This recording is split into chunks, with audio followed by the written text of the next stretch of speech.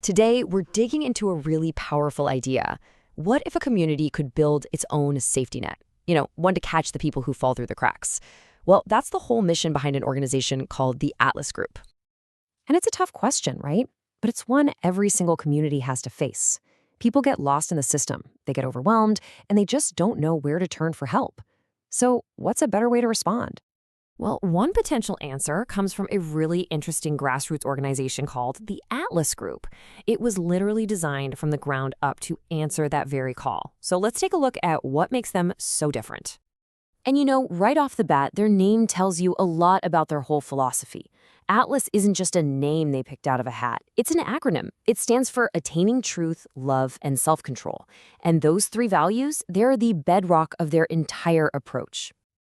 So, boiled down, their mission is simple: to be a local ministry that actually walks alongside people who are struggling. But the big question is, how do you turn a mission like that into a real, practical strategy that works? Well, they do it with a strategy that's built on a super strong foundation they call the 3 pillars. And this framework, it's absolutely central to understanding how Atlas actually operates. All right, here they are. It all kicks off with one-on-one help for people who are hurting. But, and this is key, it doesn't stop there. The second pillar is all about equipping volunteers to multiply that impact. And the third pillar, that one ties everything together by uniting the whole community. It's a system that's really designed to sustain itself. So let's break down that first pillar, because their philosophy of helping the hurting is incredibly thoughtful. It's not as simple as it sounds. And it all starts the very moment someone walks through their door. The absolute foundation of their entire approach is what they call radical hospitality. Just imagine for a second, you're at your lowest point. Maybe you've never had to ask for help in your life. The goal isn't to immediately jump in and fix your problems. It's to make you feel seen, valued, and safe, maybe for the first time in a really long time. They've got a term for this, friendship evangelism. But honestly, if you strip away the label, it's a simple and incredibly powerful idea. Lead with relationships. It's all about being curious, taking the time to learn a person's story, and earning their trust before you even think about offering advice or solutions. And this leads to a really critical distinction that defines all of their work. Are they offering a hand up or a hand out? See, a hand out might solve a problem for a day, but a hand up, that gives someone the tools, the support, and the dignity to create long-term change. One is a temporary patch, the other is true help. And this is the absolute crux of it. Their staff has to make this careful determination. And look, this isn't about judging people. It's about discernment. It's about figuring out how to offer meaningful, lasting help instead of just another temporary fix. It's probably one of the most challenging and most vital parts of what they do. But their impact doesn't just stop with that one-on-one interaction. Not at all.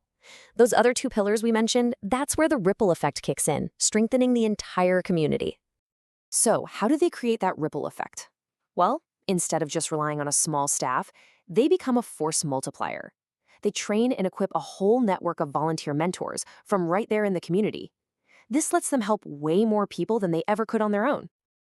And this right here, this shows you the ultimate endgame. The ideal journey is when someone who first came to them for help eventually becomes a mentor themselves, and maybe even a leader in their community. It's this incredible full-circle model of transformation, where the people who are helped become the helpers. And finally, we have that third pillar, uniting the community.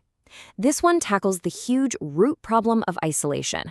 The goal isn't just to get someone through a crisis, it's to connect them to a lasting support system, often by plugging them into local churches where they can build genuine, long-term relationships. Okay, so we've got the philosophy and we've got the strategy. But what's the operating system that makes it all run?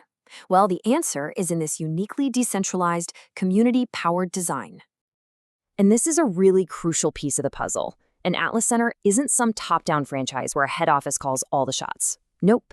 Each one is funded, governed, and operated by the very community it serves. And that ensures the support is always tailored to the specific needs of that town or city. And guess what? This locally powered model really works. Since it all started in Sioux Center, Iowa, way back in 2000, the Atlas concept has been successfully replicated in 11 different communities. And it's spread across 4 different states. It started with its roots in Iowa, of course, but now you can find Atlas active in towns across Minnesota, Nebraska, and even all the way down in Georgia. It just goes to show how adaptable this community-first model really is. And this brings us right back to where we started, doesn't it? The Atlas model is a powerful example of how one community answered a universal problem. It kind of makes you wonder, though, what does the support system for those who fall through the cracks look like where you live?